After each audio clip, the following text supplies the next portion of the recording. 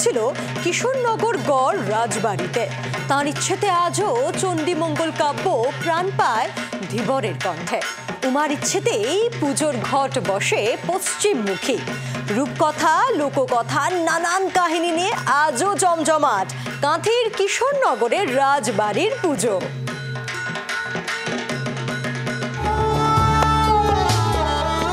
রাজবাড়ির আনাচে কানাচে দুর্গাপুজো ঘিরে আজও ঘোরে নানান রূপকথা।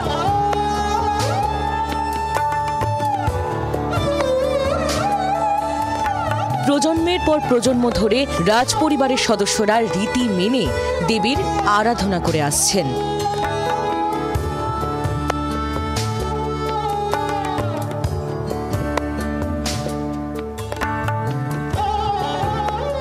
হাজার হাজার শুধু ভক্ত নয়, বহিরাগত রাজ্য থেকে ভিন রাজ্য, দেশ থেকে বিদেশের বহু মানুষও এখানে আসেন মা দুর্গার দর্শন সারতে।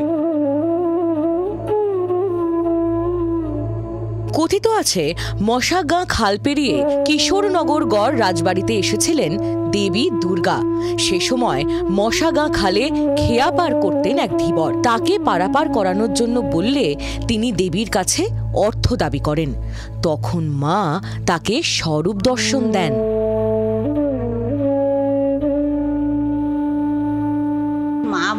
মা তাকে তার রূপ দেখিয়ে বললেন যে আমি কিশোরনগর গড় হচ্ছে আমার বাবার বাড়ি, সেখানে আমার পুজো হয়, তুই আমায় বের করিয়ে দে, সেখানে গেলে তুই করি পাবি।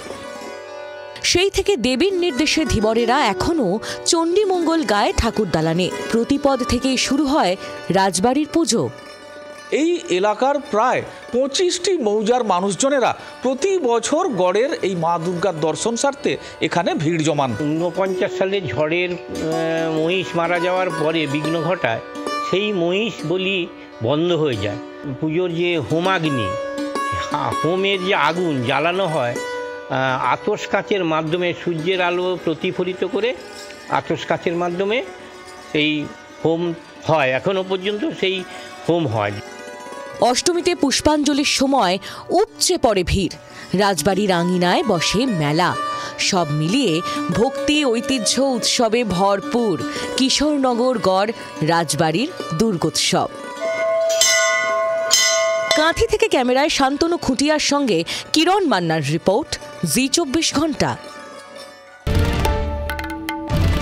বাংলার আওয়াজ, বাঙালির আবেগ, জি24 ঘন্টা।